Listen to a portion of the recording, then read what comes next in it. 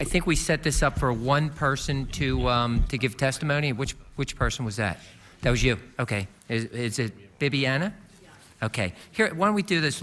I'll let each one of the members of your panel introduce themselves, and if they can, very, very quickly, give us what their involvement in the citizen panel is. Okay? And since you're speaking, why don't we start maybe down on this end? My name is Jim Wigo. I'm the Superintendent of Schools in the Rose Tree Media School District. Oh, you look familiar. Yes. I'm Susan Birkhoff, and I'm a critical care nurse at the Children's Hospital of Philadelphia.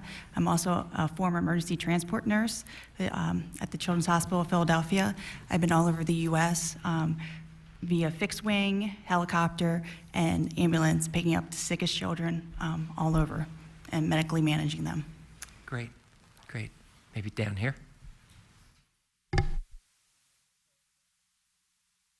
My name is Seth Kovnat. I'm a structural engineer in the aerospace field. I have extensive knowledge of piping, hazardous material in the aerospace industry, mostly in spacecraft and aircraft.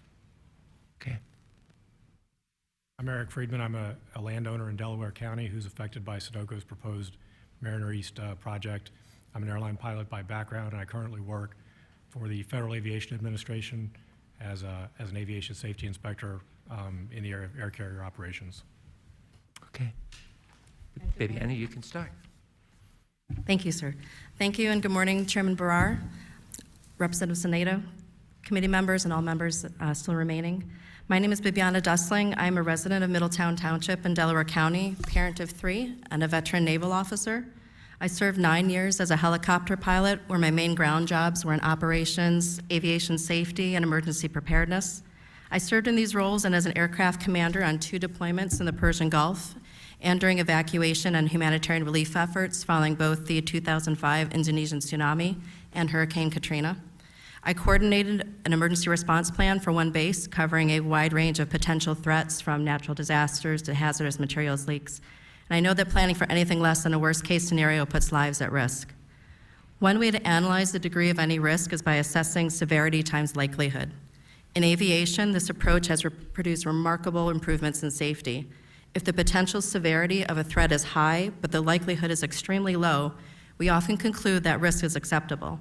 Likewise, if the potential severity is very low, a hazard that has a high likelihood of occurring may be tolerable. This can also be applied to pipelines. In Delaware County, we are particularly concerned with the combination of extremely high severity and unacceptably high likelihood associated with the existing Mariner 1 and proposed Mariner East 2 pipelines. In regards to severity, the 20-inch Mariner East 2 pipeline would transport natural gas liquids, ethane, propane, and butane under extremely high pressure, up to 1,440 pounds per square inch. If leaked, these extremely flammable and explosive materials will form an odorless, colorless, and heavier than air gas cloud capable of causing rapid asphyxiation prior to ignition.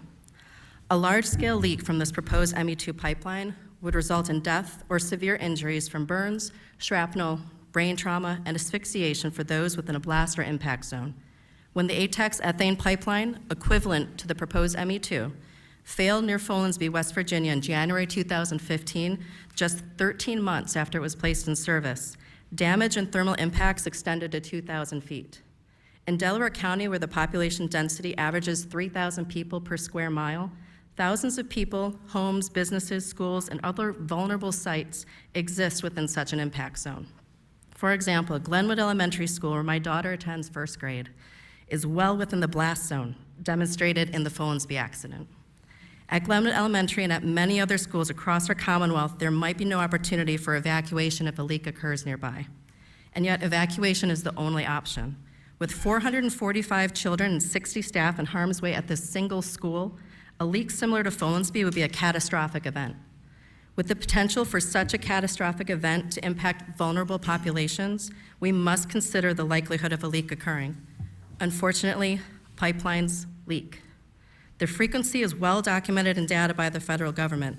Sunoco Pipeline, the operator of ME1 and proposed ME2, has had 279 now reported hazardous liquid leaks since 2006, averaging 2 per month for the past 10 years. The rate of large hazardous liquid leaks per pipeline mile has been steadily increasing, reaching an all-time high in 2015. Just last month, the Sunoco pipeline leaked 55,000 gallons of gasoline into the Susquehanna River. Last week, a pipeline in Cambria County leaked propane, forcing a 5-mile evacuation. In April 2016, a gas pipeline explosion in Westmoreland County critically injured a man in a house 800 feet away. Fortunately, most pipeline accidents to date have occurred in sparsely populated areas. When similar pipelines are proposed to be constructed in densely populated, high-consequence areas, we must consider how a leak or explosion could impact public safety and to what extent we are or are not prepared for such event. No regulator has reviewed the Mariner pipeline route or siting with respect to pipelines to public safety due to this line's misclassification as a liquids line. Nor has any specific emergency planning been required for our area. Sunoco's generic protocol for a known or suspected leak is to evacuate upwind on foot to a distance of at least 1/2 mile. Such a plan is both impractical and implausible. First, how do we know a leak has occurred? We cannot smell nor see the combustible gas. If Sunoco is able to detect leak, how quickly are first responders notified? How are schools and residents in their homes rapidly notified of the need to immediately evacuate without use of an ignition source? The proximity of my daughter's school to the proposed pipeline means that with a wind of just 2 miles per hour, the gas would arrive at the building in less than 5 minutes. Do we have a notification system that can provide my child and her classmates the necessary time to evacuate? We do not. In fact, the most likely notification of a leak would be the resulting explosion, given the fact that something as ordinary as a cell phone or a light switch can serve as an ignition source. Typical valve sites are 6 miles apart, and the volume of hazardous liquids within a 20-inch pipeline segment of that length is enormous, over 500,000 gallons.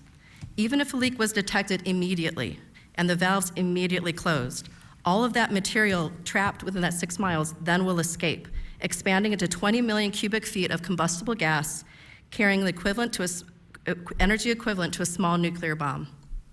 Because this gas is heavier than air, it will not dissipate as lighter than air methane, the natural gas we are accustomed to in our homes. Instead, it will concentrate close to the ground, moving and expanding according to topography and wind direction, creating a fire blanket back to the pipeline if ignited.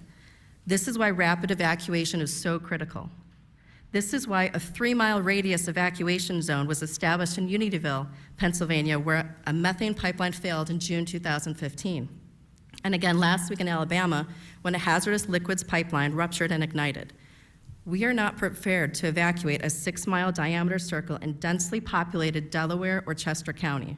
An evacuation area of that size in southeast Pennsylvania could contain 80,000 people or more. It is not remotely feasible to notify and evacuate close to that many people on foot in the necessary short period of time, given the limitations of the ignition sources. The impracticality of evacuating a large number of residents means that hundreds, if not thousands of people may be trapped within a blast or impact zone. First responders would establish a safety perimeter within which they could not enter, preventing immediate access to the most severely injured patients. Highly volatile liquids in their gaseous form rapidly displace oxygen in the blood, but people suffering from asphyxiation could be unable to access life-saving care. For injured people who make it outside the safety perimeter, first responders would be challenged to adequately treat complex, traumatic, life-threatening injuries. Medevac efforts to transport large numbers of casualties to area hospitals would be quickly overwhelmed, and all these challenges become particularly problematic when pediatric victims are involved. But I did not come to this issue of the pipeline due to my experience as a naval officer or as a result of my training in emergency preparedness. I came to this issue as a mother. I imagine my beautiful daughter with her bright smile in her first grade classroom near Sunoco's pipeline, and I try not to imagine what would happen if this pipeline leaked near her school. I try not to imagine her teachers panic, knowing she has to get our children out and quickly. I try not to imagine school personnel trying to keep young children calm, communicating the urgency of leaving the building, getting these children to actually follow multi-step directions. I try not to imagine them running. I won't allow myself to imagine the children who can't walk or run or the explosion, because if the gas ignites, the overpressure from the blast and the resulting firewall would be lethal with no hope of survival for those closest. I'm trained to compartmentalize. as a military pilot so that I can act in the event of an emergency. So this is where I turn my mom brain off and my pilot brain on. What is the degree of this risk? What are the resources? How many helicopters are available to evacuate pediatric patients? How many trauma centers with helipads? Is timely evacuation feasible? Is there any possible way to mitigate the risks? If the answer is yes, why hasn't a plan been put in place for Mariner East 1, which already runs within just a few hundred feet of schools? And if the answer is no, why are we considering the construction of much larger, highly volatile liquids pipelines in densely populated communities? This is why I'm here today. Military pilots are trained to assess risks and mitigate them in advance. Our community has assessed the likelihood and severity of a leak from this proposed pipeline and discovered enormous risks. We need you to take a step back, look at the bigger picture, and consider, is there an alternative approach to responsibly utilize our generous natural resources, create jobs, boost our economy, while truly safeguarding the public? Given our abundant resources, Pennsylvania could be the model for the rest of the country with a responsible energy infrastructure addressing all those concerns. At a minimum, we need your legislative action to address the regulatory gaps around pipeline siting, as well as the misclassification of this particular type of pipeline as a liquids line. We need your legislative action to require the development of credible notification, evacuation, and emergency preparedness procedures. I cannot in good conscience send my child to school, nor remain in our community without such issues resolved any more than I could embark upon a mission with unacceptable risks to my aircrew. If I could not mitigate such risks, it was my duty to cancel the mission. That was my obligation as an aircraft commander responsible for the lives of my aircrew. Similarly, the primary function of our government is to provide for public safety. We, the people, institute governments in order to secure our rights to life, liberty, and pursuit of happiness. This proposed pipeline poses an unacceptable level of risk to our lives, our children's lives, and the lives of thousands of Pennsylvanians. We look to you now to uphold your oath, to recognize this risk, to mitigate it in advance with appropriate legislation, and make every effort to protect your constituents. Thank you very much for your time this morning. I'm also joined, as you said, today by experts from the community who've already introduced themselves and will make a brief statement. Please. Thank you.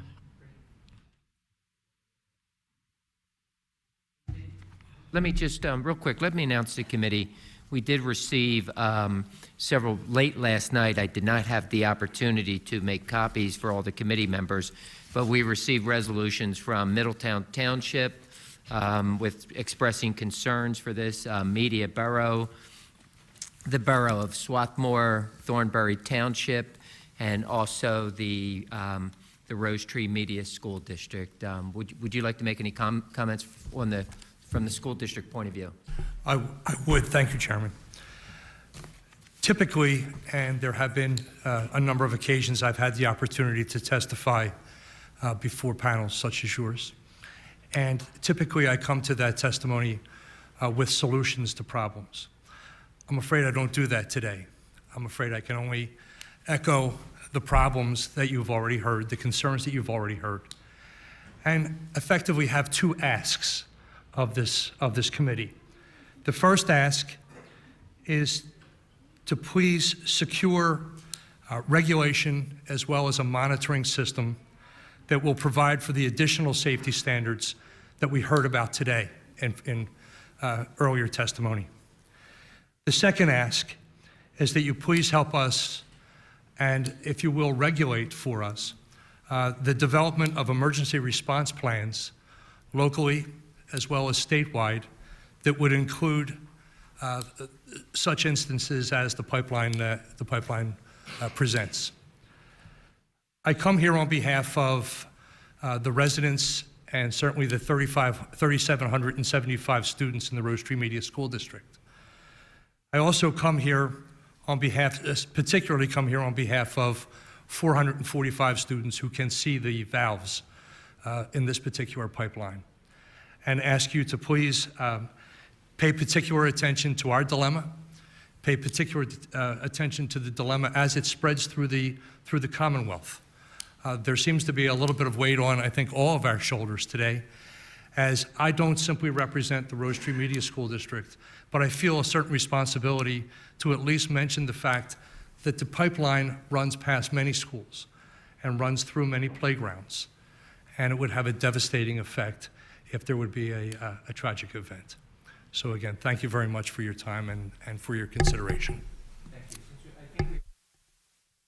We're still okay for time, but would anyone else want to just make a quick, let's see if we have questions from the, I know, Leanne, you probably have questions. Go ahead, Nance. First of all, thank you so much for being here with us today. I've got a question for our first responders on the panel, particularly for Ms. Birkhoff, because I believe you're a medical first responder. Is that correct? Okay. So if there was an explosion near school, along the route of the pipeline, similar to what occurred in West Virginia, what would the process be, and what would the outcome be in your experience? So initially, as Bibianna mentioned, a safety perimeter would have to be established. So if it was around Glenwood Elementary School, it would be a 3-mile safety perimeter. So no first responders are coming in at all. So everyone who is within that radius must get out on foot, whatever they can do to get out. And then if it's around Glenwood, we're talking about 450 plus students, young students, it's not high schoolers there. If they are able to make it 3 miles on foot out of that safety perimeter to receive first aid care, field triage centers would be set up. However, community first responders are adult trained. They are not pediatric trained. Pediatric providers is very specialized. It's different. Medical equipment is much smaller. Medication is weight-based. It is not a standard dose as you would give any one of us. There would not be enough oxygen tanks to go around to manage hundreds of children. It would just simply overwhelm the system. Additionally, near Glenwood is our community Riddle Hospital. Riddle Hospital would be in the evacuation zone. It would render that hospital inoperable. No one could go there. They would have to somehow bring all their patients out. Either they would shelter in place or they have to figure out how to evacuate their own patients. And I took a look last night, they have 278 beds. They have almost 1,000 full-time employees. They have to be evacuated as well. So if these children can get out, if they can start some type of basic management, medevacs can only take 1 child at a time. Ambulances can only take 1 child at a time. There just would not be enough manpower, equipment, medicine to go around to manage all these children. And then if there was an explosion, it would no longer be a rescue mission. It would absolutely be a recovery mission. With an explosion, with the impact and them trying to get out 3 miles to receive treatment, they would be critically injured. And you can't get in to save them. We would have to stand there and watch. So the outcome would be absolutely devastating. It would wipe out an entire community in an instant. And I've taken care of some of the sickest children all over the U.S. working for CHOP and flying for CHOP. And I can tell you firsthand, it would be utter devastation. Representative Thank you. Reineke? Okay. As a mom with a son who'll be in kindergarten next year, thank you for your honesty. Welcome. Thank you. Thank you. Representative Gillen. Oh, I will invoke parenting also if I can. I have 5 daughters. And maybe my question is a little bit different in respect that we are just minutes away from major highways, 176 coming into Berks County, Route 422, Pennsylvania Turnpike, Route 222. It has its conveniences, but nobody here has said we're not moving the product. There may be voices in the room that would desire that. But since we are moving the product and we are limited to exactly how it can be moved, primarily truck, rail, and thank you for distinguished careers in Navy Aviator. My dad was a World War II Aviator. But we're not going to be moving it by air. And so then we have pipeline. We have the 99.99, eliminating risk. So we're moving product, and if we're not moving it by pipeline, and I did look at the West Virginia incident, it may have been a weld failure, and maybe we can invoke our structural engineer here. There seemed to be some questions about the terrain that it was going on, and how would that impact in terms of building or construction in Delaware County or Chester County? Do you see the same kind of problems, maybe the experience with engineering and the pipeline construction in West Virginia? So a little bit of a multifaceted question here. We're not moving it by pipeline. Are we taking it by a different route by pipeline? Is that a suggestion? Or are we moving it by truck? Are we moving it by rail? I can hear the clickety-clack of train tracks also with my 5 daughters out there, not that far from the farm, believe it or not, that we live on. And so what's the alternative if this isn't the best way to go?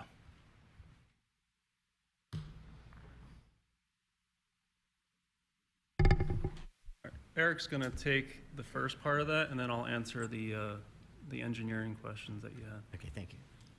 Thank you. Is that okay, Mr. Chairman? So no one should underestimate the destructive powers of highly volatile liquids or natural gas. I just wanted to mention in the 1930s, in Rusk County, Texas, the county was enjoying an oil boom, no pun intended. The New London School District was one of the richest districts in the state of Texas. And in 1937, the local high school in New London, which was using methane or natural gas piped directly from the oil fields, had an explosion that occurred at the school. It was a methane explosion probably ignited by maybe a sander or something like that. But we've been talking about schools, and I just wanted to mention this accident because at least 294 students died immediately in that accident. Dozens more died afterwards from their injuries. And relative to that accident, it took the federal government more than 3 decades to institute a common sense safety requirement of adding an odorant to methane. And this illustrates a problem in the federal regulatory scheme which still exists today, which is that it's often difficult at the federal level to quickly act to adopt sensible safety regulations, even those that are prompted by such a terrible tragedy as this was. In 1996, propane, a highly volatile liquid, leaked into a building outside of San Juan. On November 21st, 1996, that propane gas found an ignition source, which was probably a switch in an air conditioner unit. The propane exploded, killing 33 people, injuring 69 others, and demolishing the building. And so I could talk about fatal, highly volatile liquid accidents for the rest of the afternoon, but I just want to offer those as indications of the potential consequences that these materials, which we sometimes take for granted, can pose. With respect to the federal regulatory scheme, you've heard this morning from a number of speakers about how the pipeline industry in Pennsylvania complies with the federal regulatory scheme. I just want to highlight the results of that compliance.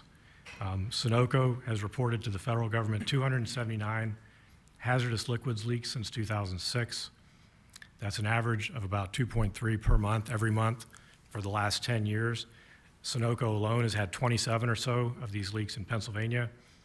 We've talked extensively about the 55,000 gallons in the Susquehanna, but I would mention there have been reported 2 highly volatile liquids leaks in Aston in 2016. There was a Sunoco leak in Edgemont Township, Pennsylvania, that was discovered not by the operating safety system on the pipeline, but by the property owner. And that's fairly typical, by the way. The Wall Street Journal did a piece that reported, their investigative reporting found that pipeline leaks are more often discovered by the public than they are by pipeline operators. Industry-wide, as a whole, you've heard from another speaker that the worst kind of hazardous liquids leaks, large hazardous liquids leaks in high consequence areas, have been increasing steadily since at least 2009 per mile of pipeline. So while they've increased in an absolute sense, they've increased faster than the new pipe is installed. And so the large hazardous liquids leaks per mile of pipeline in densely populated areas has been increasing to an all-time high in 2015, which is the last full year for which we had data from the federal government. Bibianna mentioned that Risk is often assessed as risk times severity. That's how I'm trained to do it as well. I think it's fair to say that most of the folks on this panel, if not all of us, have assessed the combination of potential consequences and the demonstrated likelihood of these accidents and concluded that the risk to our communities and our schools and our families is unacceptably high. But you don't have to take our word for it. Mr. Chairman, you mentioned the resolutions of concern on this exact subject and this exact pipeline that have been issued by Middletown Township, by Thornbury Township, by Swarthmore, by Media Borough, most recently by Rose Tree Media School District. I can tell you similar resolutions are being considered by probably a dozen other municipalities in Pennsylvania. And so municipalities also have concluded that the risk is high. In fact, Middletown Township, from its emergency response manual, did the same sort of qualitative assessment of risk as likelihood versus severity. Middletown did its own assessment of risk and found that hazardous materials leaks in Middletown Township pose the highest degree of risk to the public safety of any of the events that they considered, higher than terrorism, higher than floods, higher than any other event that they considered that could affect public safety. They found hazardous materials releases had the worst combination of likelihood and severity. I mentioned the Wall Street Journal report on the lack of effectiveness of operating safety systems. If I can cite one brief example, a Sunoco pipeline failed in Texas earlier this year. It was a new pipeline. Sunoco had actually been cited by the federal government for using unqualified welders to make 3,000 welds on this pipeline, but it was placed into service anyway. In all likelihood, the federal government didn't have the authority to prevent that. And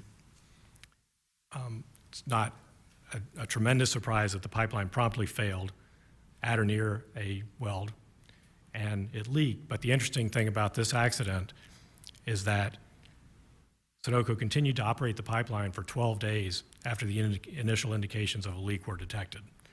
So the evidence, Mr. Chairman, is that operating safety systems often miss leaks. When they are detected, they're often not able to quickly stop the flow so that the release is minimal, as we saw in the 55,000 gallons in the Susquehanna. And in addition, I think the point has been made that even if valves close immediately in a highly volatile liquids line, it's reasonable to expect that all of the material in a 6 or 8 mile segment will be released to the atmosphere. And that's hundreds of thousands of gallons of liquid material, which will expand 500 times in volume as it transforms to combustible gas. I want to conclude, Mr. Chairman, if I may, by reiterating what Mr. Wigo said. We're here asking for your help. We're asking for reasonable legislation from the General Assembly to protect the public safety in densely populated Southeast Pennsylvania and across the Commonwealth. I personally believe that's the highest function of government, is to reasonably provide for the public safety, not to provide an absolute guarantee. Nobody's asking for an absolute guarantee of anything in life, but a reasonable protection from a risk that a reasonable person can see is too high. I think that's a reasonable thing for government to do, and we're asking for your help. Thank you. So in response to your question about what can we do, the answer is that you guys can do a lot. And one of those things that you can do, the first thing would be to recognize that natural gas liquids are different from gasoline, diesel fuel, and from these other purely liquid products that remain liquid when they are released from the pipe. The big difference here is that it expands, right? And when it gets released, it's all coming out. It comes out as a cryogenic gas, and it'll continue to come out until all of the contents are basically at equilibrium. And so these things really, frankly, should not be anywhere near people. There should be at least a half a mile distance or setback from anybody. So what can we do as a state? Well, after we recognize that NGLs are dangerous and different, we should look into taking a step back and say, hey, we have this Marcellus Shale natural resource, and pipeline operators are knocking on our door to put pipelines in. Well, why are we giving them free rein to do as they please, to develop our state? Our state's energy infrastructure is and could be the backbone of our state. And frankly, the way that things are set up currently, Pennsylvanians are assuming all the risk and receiving no benefits. And that's the truth. And that needs to change. And one of the ways that you could change that is by looking at what we want energy infrastructure to be, okay? There are billions of dollars to be made from this product, natural gas liquids and natural gas. And so I think a smart thing to do would be to create a pipeline corridor that, where we isolate a mile-wide area along the length of a pipeline where we want it to go from A to B. And look at all of the different routes that make sense, not just routes that already have rights of way that Sunoco purchased in the 1930s. That doesn't make sense. There's a new population, there's a new population center right where those pipelines, petroleum pipelines, were originally installed. And the current regulatory environment has allowed Sunoco to say that natural gas liquids are interchangeable with gasoline and diesel fuel products. And that misclassification has allowed them to convert a 1930s era pipeline from basically reverse the flow, increase the pressure, and now start pumping NGLs from Marcellus Shale to Marcus Hook. That's Mariner East 1, okay? And if that sounds dangerous to you, it's because it is. It's extremely dangerous. And they want to do the same thing with Mariner East 2. I say stop, okay? Take a step back and take a look at what we want our infrastructure to look like. And then that takes all of the problem areas out of this development, okay? If you do that, then you can lease the space to the pipeline operators, okay? You can make money for the state, pay for healthcare, education, more infrastructure that's sorely needed, okay? You guys can be the model for the rest of the country and how they do business with energy companies. And I think the energy companies might actually like that because they don't want to be in the business of going door to door and knocking on people's homes and going to township meetings and trying to convince people that product that is not safe is safe. It doesn't make sense, okay? And they know that, but they're playing a game because it's a competitive advantage, okay? They're trying to play the game as the rules are currently instituted. You guys have the power to change the rules, okay? So that's what I think, and I think most Americans would agree that that makes sense. And if you do that double take, as we enter this new era of Marcellus Shale transport, we can make something, we can come to a solution that provides jobs and creates a safe corridor where pipeline materials can be transported via pipeline and not run them through a 3,000 people per square mile area.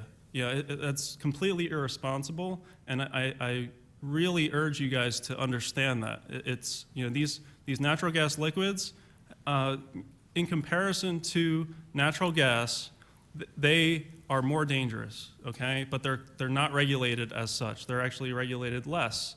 They have no odorant.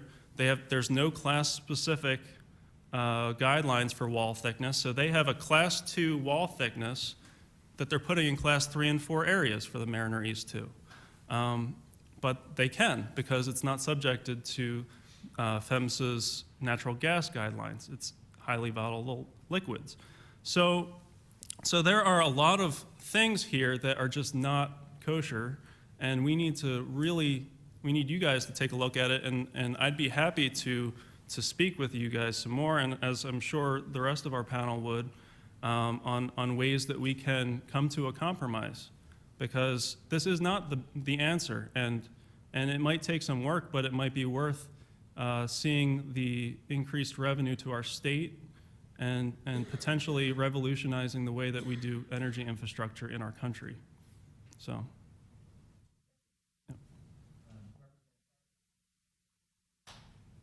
Thank you, and thank you for taking the time to be here. A couple of questions. Mr. Wigo, or Superintendent Wigo, have you talked to Sunoco about any sort of safety measures or anything that can be done or enhanced in the proximity of the school?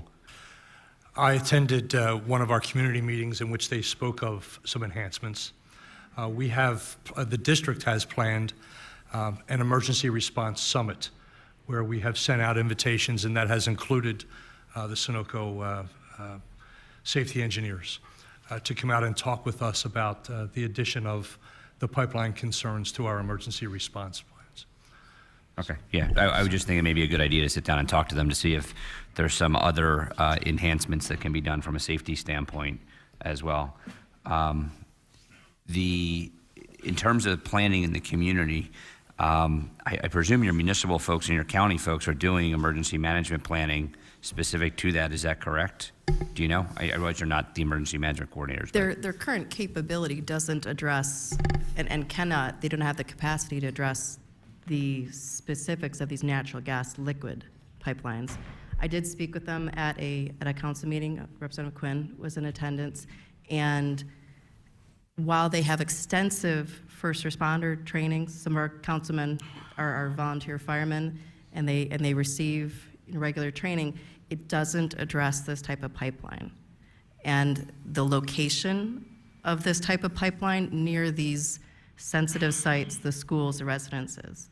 I mean, as Ms. Birkhoff, I'm sure can address further, but it is not, their capacity doesn't address the limitations and the destructive capabilities of this type of pipeline. Okay, because I'm an emergency management coordinator in Bucks County. We had to adapt to the bulk and crude situation because I literally had 100 car rails going through with bulk and crude going by nursing homes and all kinds of high hazard areas. And we had to adapt to that situation to come up with planning models of what are we going to do, which include tabletop exercises, and some specific training. Because the bulk and crude fires, there was one in West Virginia, I think, and a few others where they basically burned a whole community. One in Canada. So we had to adapt to that to try and manage that situation. So I would think your emergency responders are probably developing planning or have already developed planning for that kind of situation. And if I could, too, myself and Mr. Kovnat are on an advisory committee that the Township Council agreed to form when they approved the easements to Sunoco, as far as a Citizens Safety Advisory Committee to work on helping assess the risk. With the agreement that the township had with Sunoco, they did provide for a couple of firefighters to attend training in Texas. But again, I think the degree of response we're looking for, given the immediate destructive capabilities of this type of pipeline, and in speaking with the councilman, that type of training does not adequately address the severity we're looking at with this particular type of and size of pipeline, the 20-inch capacity, the 20-inch diameter. Okay, and then the one final question, the alternative you provided to Representative Gillen's question is a mile-wide swath for a pipeline in unpopulated areas, I guess was kind of where you were going. I just think at some point in time it obviously needs to get to market, so it's going to end up in a populated area. And I think wherever that mile-wide swath, if it geographically could even happen, we would have the residents that's impacting sitting here just like you folks are too. So I don't know that that's a solution we could actually reach. that's not actually true. So with all due respect, we're talking about transmission pipelines where they are moving massive amounts of fuel in these natural gas liquids to port, mostly for export. And so we can do it in a way that would avoid densely populated areas specific to these natural gas liquids. I think the thing that people don't understand with these natural gas liquids in comparison to natural gas is that they are heavier than air. So methane, natural gas, rises, okay? So unless it's filling up a building, usually it'll dissipate. But these natural gas liquids are heavier than air, so they settle on the ground. They cloud and they fog over, they settle in low areas, and they are, because they're condensed in the pipe, they are heavier than air. So they settle on the ground. They cloud and they fog over, they settle in low areas, and they are, because they're condensed in the pipe, they are, because they're condensed in the pipe, they are heavier than air. So they settle on the ground. They cloud and they fog over, they settle in low areas, and they are, because they're condensed in the pipe, When they come out, they open up, and there's a massive amount of fuel there. It's equivalent to Hiroshima within that 6-mile segment, and that's from an energy standpoint. Okay, so with transmission lines, you definitely can do a pipeline corridor in a responsible way that avoids areas, and if you need to make it so that people are not in harm's way, you can buy the land from them. But you can't do that where there's 3,000 people per square mile. Mm-hmm. You can do that, in certain areas in the state. So, like I said, we need to take a step back and really plan this thing, okay? This whole boom, this whole natural gas phenomena is really on the precipice, and it's right now an ideal opportunity to take a step back and really strategize. What do we want our own Pennsylvania infrastructure to look like from an energy standpoint? Maybe the solution is if we want to be an energy hub, we build a power plant that can support energy generation, taking all of the natural gas from Marcellus Shale and dumping it through a power plant right on site and transporting the power through electricity. That might be the better alternative. So I mean, it's not just pipelines, it's energy in general. And there's an opportunity here, and if we let the pipeline operators use the current regulatory framework, we're not going to benefit as Pennsylvanians other than the few jobs it creates. I understand the jobs perspective, but we're not going to benefit. And frankly, there's enough money in this that everybody could benefit. You could be the first state to have health care provided for everybody. You could be the first state for education to be properly funded. There's opportunities here besides jobs, and the jobs are just a byproduct. Let me move on to a couple more questions, if I